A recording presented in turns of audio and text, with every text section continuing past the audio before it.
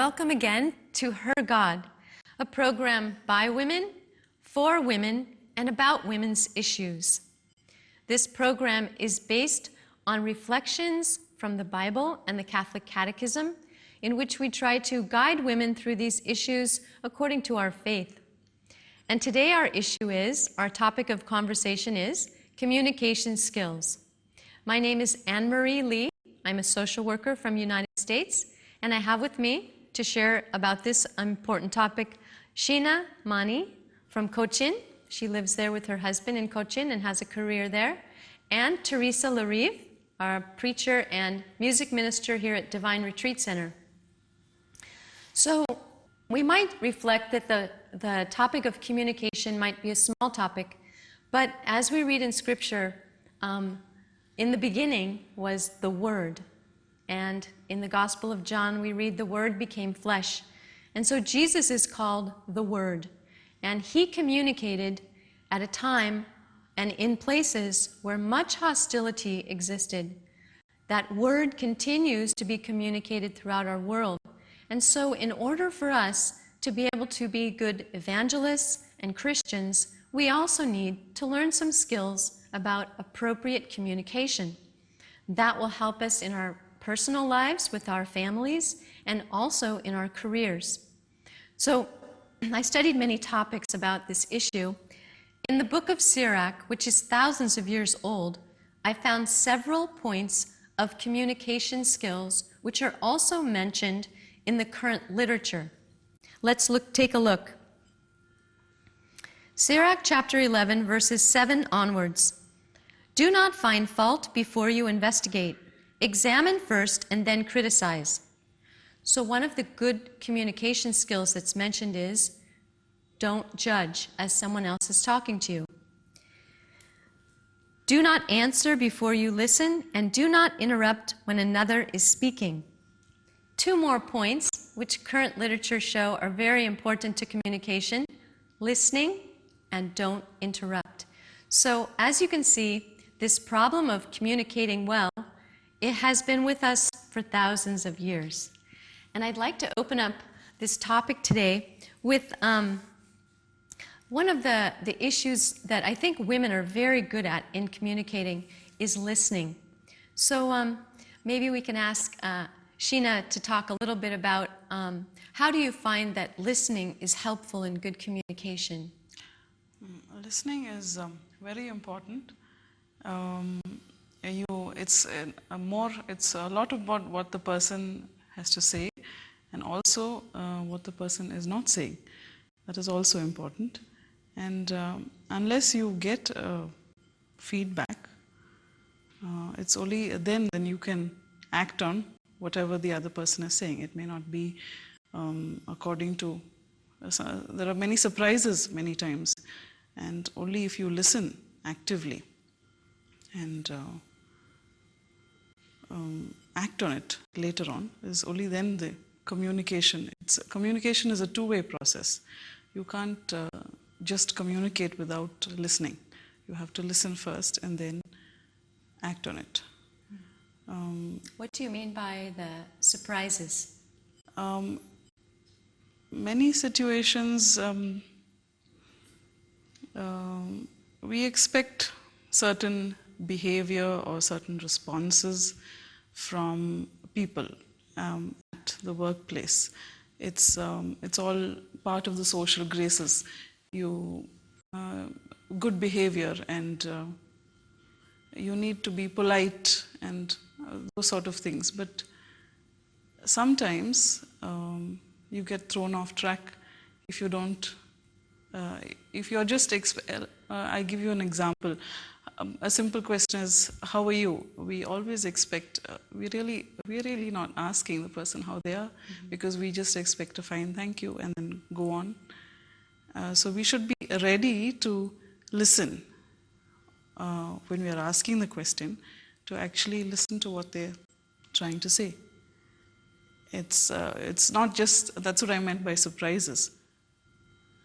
It's not just the expected answer that you get out of them. It's more than that. And you should give them time to even as you're asking a question or putting forth the question, you should give them the time to answer it and not just move on to the next topic of interest. What do you think, Teresa, on listening? On And listening. you do a lot of counseling too, so.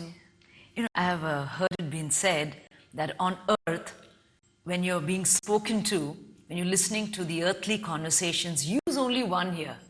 Only one ear. Because the other ear is to be trained to what the Lord is saying.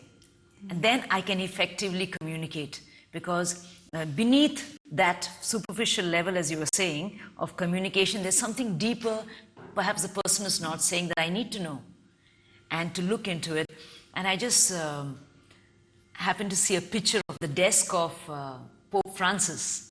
If you know, he has a statue of Saint Joseph sleeping. Have you seen that? I heard about Beautiful, that. yes. Yeah. Saint Joseph sleeping on his desk. And Papa Francesco says that, he said, I love Saint Joseph. He's a deep man of silence. If you see Saint Joseph, not even a word of his is recorded in the gospel, but he's communicated volumes, and he's still continues to communicate volumes to this generation. And I would say about Saint Joseph, he's a model of communication by not speaking anything, because as the gospel says, it is not he who calls Lord, Lord who will enter into the kingdom of heaven, but he who does the will of my Father in heaven. So Saint Joseph was disposed to hearing the will of the Father in heaven. Instead of talking, he was busy hearing the will of the Father, communicating with the Father, his difficulties maybe in executing the will. Which is why even when the Mother of God was there, heaven communicated certain important strategies, what to do to Saint Joseph. Saying, in a dream, it was communicated to him immediately, at night, leave with the mother and child. And, these important communications that heaven gave, he was disposed to hearing it. You and me actually also, receive this communication from heaven, but perhaps we miss it because we are out of tune. We're not in tune to the frequency of heaven. You and me, perhaps in the world, we are more tuned to the frequency of the earth, so we catch signals from the earth.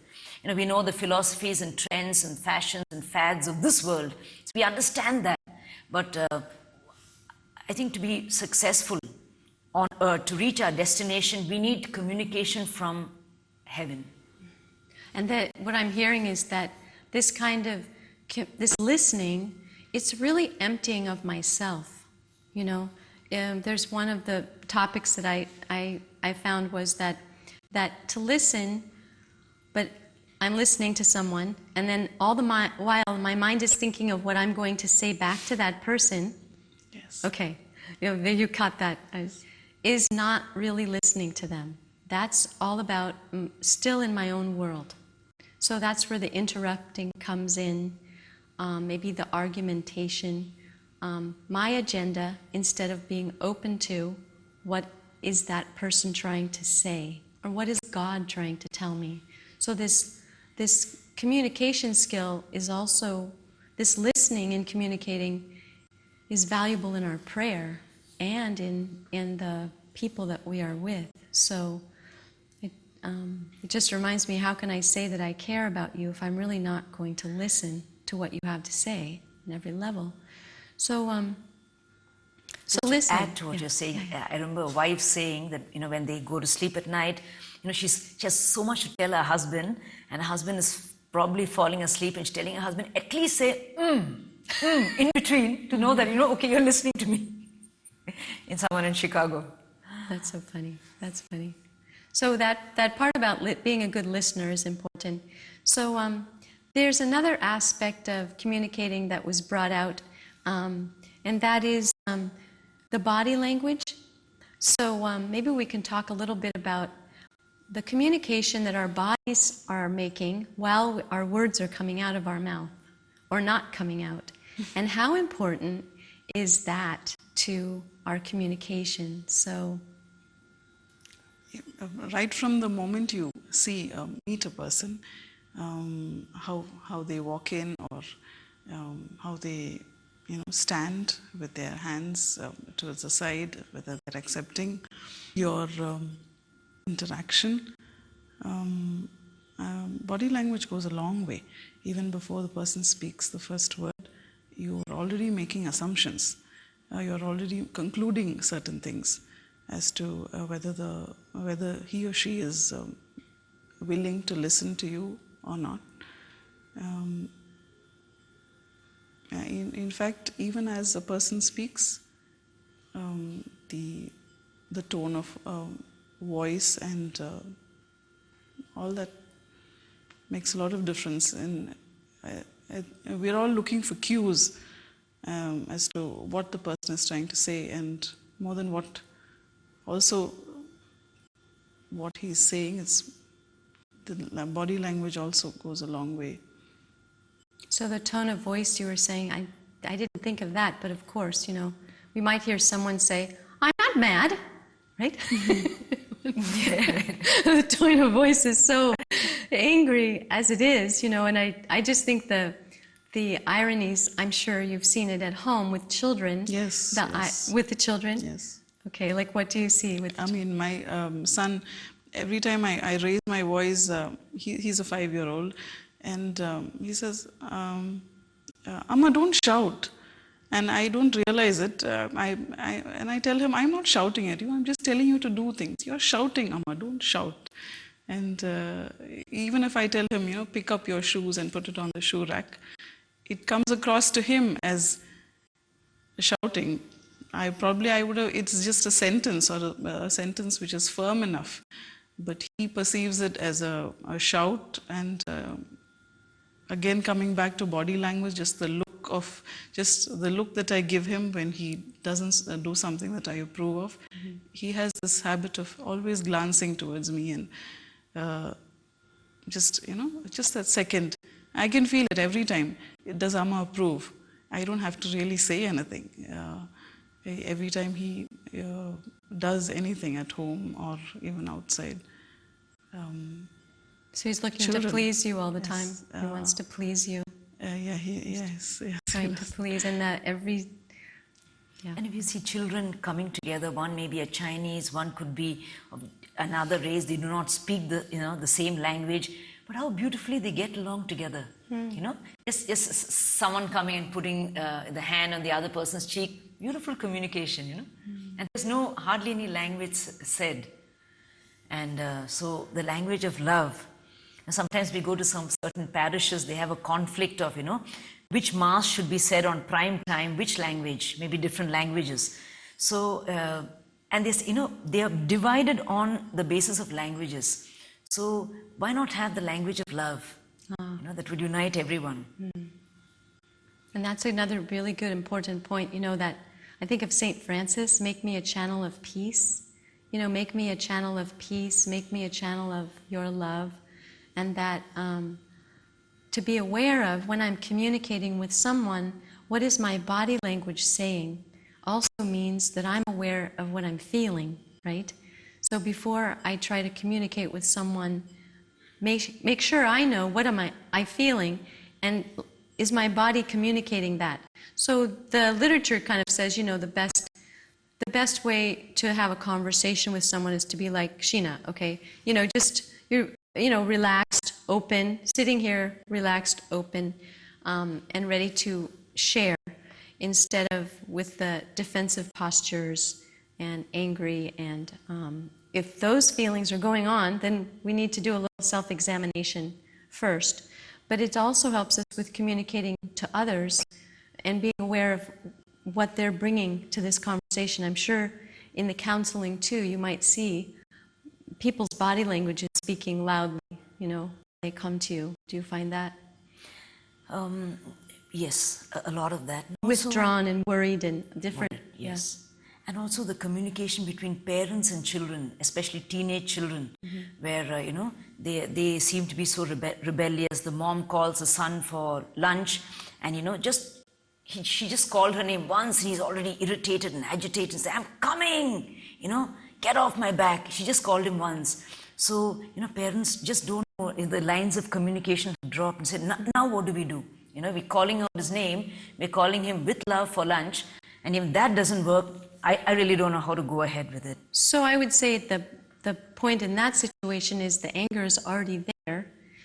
Now, coming for the lunch is not the point. The Exactly. point is Deeper. Where in my relationship with that teenager is there some miscommunication and anger? That needs to be worked on, right? The anger is not so much the not obeying coming to lunch, but why is this individual feeling, unheard or Exactly. angry about other things? So See, perhaps, as you're saying, do you agree that there should be more of a groundwork done? So the parents should rather place the children in a step higher than their own business, than their own work, than their own rest. They should be willing to spend a lot of time to sacrifice themselves just to listen to their children, to listen to their anxiety, to become friends, to get into their world. Like when the mom is cooking, the son or daughter has come many times trying to communicate something of their world, and the mom is actually, perhaps she's missed out on those moments. So she's missed out those opportunities that they have given. Yes. They've opened the door and say, come into my world. They have not taken those clues. And so now, when you want to come into the world, they're slamming you out. Right, And also they're angry. They're angry, they're rebellious. And also sometimes to know, perhaps, in their rebellion, perhaps they're right somewhere. Maybe they're partially right, or they're fully right. And also to see that, and also to agree and say, son, you're right. Maybe he's acting out and he's rebellious, but even that, maybe there's a point we need to take, and maybe he's right. What do you have to say to that?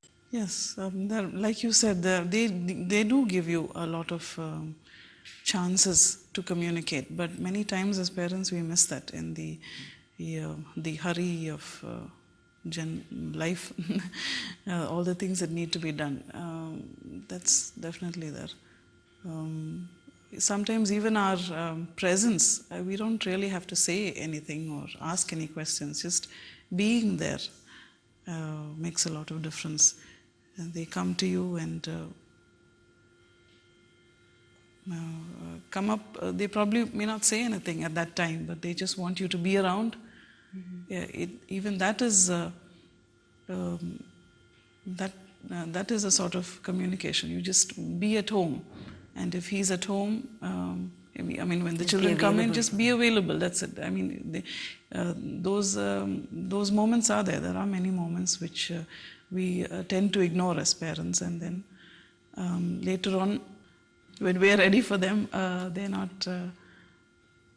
I remember a small boy, his mom said, he went up to his mom, and because his mom was, listening to him, he put forth his anxiety and said, Mom, are you planning to get divorced with Dad? Because he's seen his friends, their parents are getting divorced, and maybe he's witnessed some kind of fight between father and mother. So in the son's mind, it's worked up, perhaps my parents also will get divorced.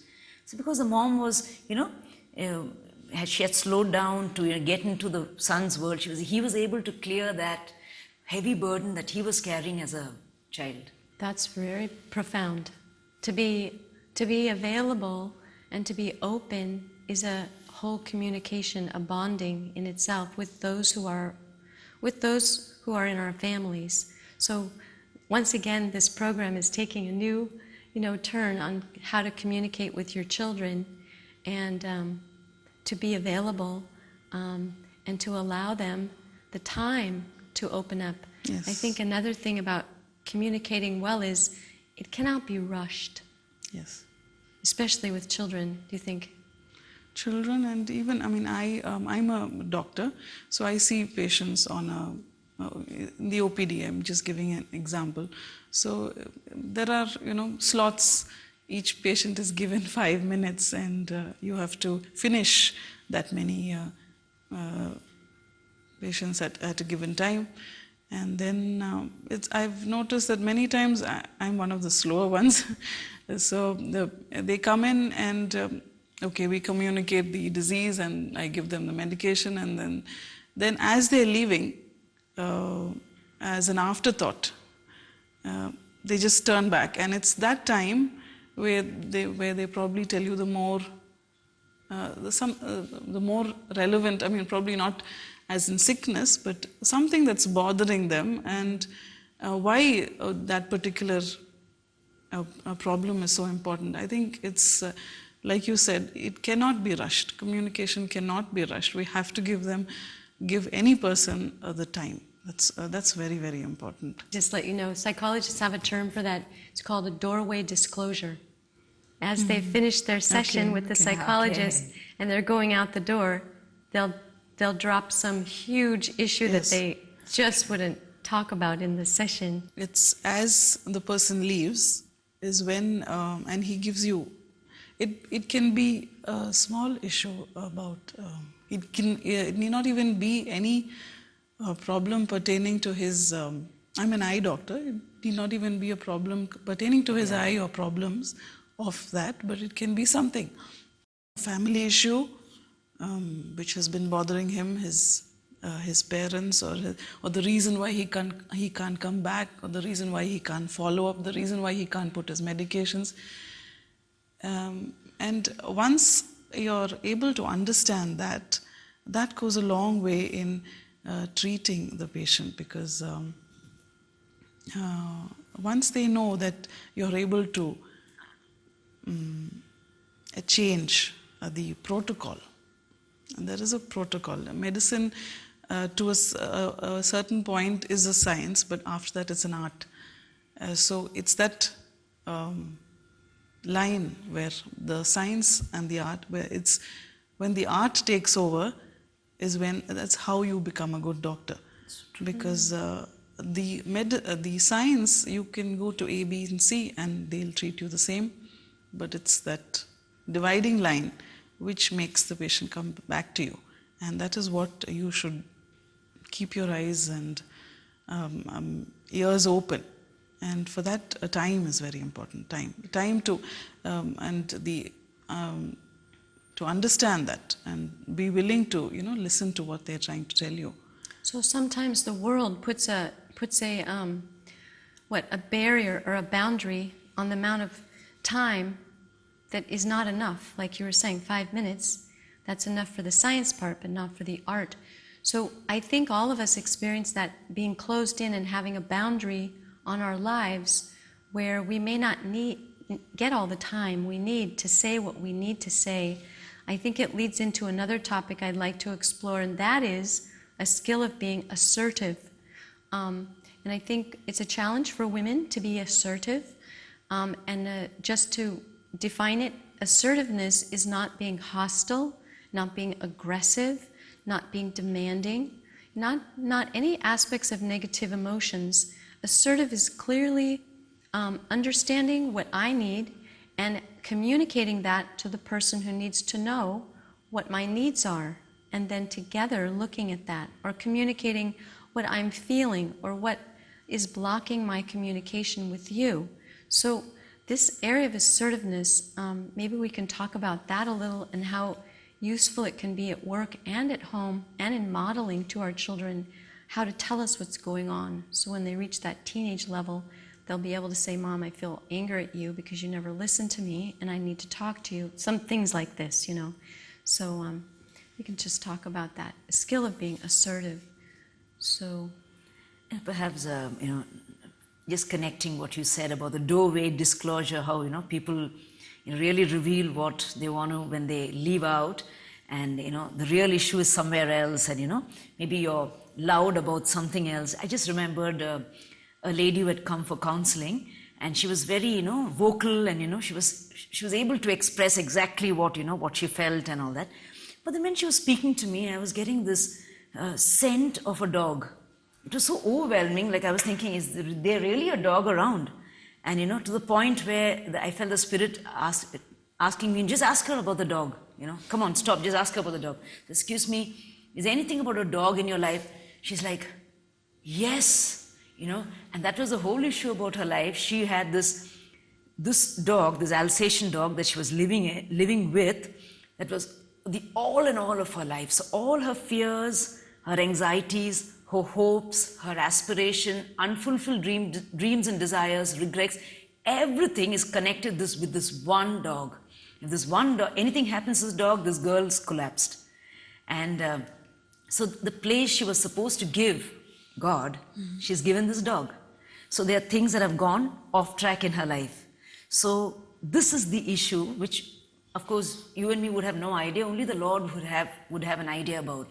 So heaven has a way of, speaking into our lives if we are open to heaven, If we could raise our placards, we could be assertive, we could be, loud about certain things, but, maybe it's better to have heaven's voice louder than our assertiveness, because maybe we're going in a track, we're going, the whole hilt, we're going on a track, and to know, okay, and just to pause and ask, should I be, loud and assertive about it, or is there, should I wait and see, is there another, road that I should take, just to wait and to have that little pauses of grace. I would call it pauses of grace. So then the real thing that was bothering her was the dog? Yes. Is that okay? So then I think with assertiveness, we have to understand what our own feelings and needs are.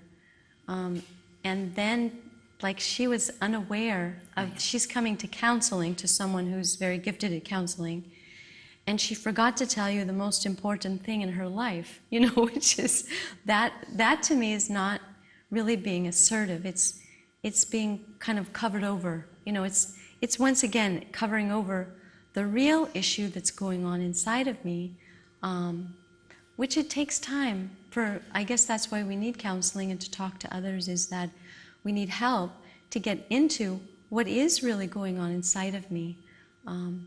But once we're able to identify it, then it's a very powerful tool. We were talking before the program, Sheena and I, about being at work and perhaps demands being made. For example, the 5 minutes, to see each patient. Now, some of us, myself included, we would not be courageous enough to go to our employer and say, that 5 minutes is not sufficient for me to really complete the work that I need to do with each patient. So I'd like to request 10 minutes instead. You see, I have a need and this is why. So just to communicate that issue to your boss, it lets you be free. You've said what is the truth, and then they are now given the information that they need to process and see how can I adjust to meet that need. So I do thank you for joining us today, and I hope that you'll come back again for another important topic on her God. And I do thank our guests for coming and sharing with us, Sheena and Teresa. Thank you so much. All right, we hope to see you next week. Thank you.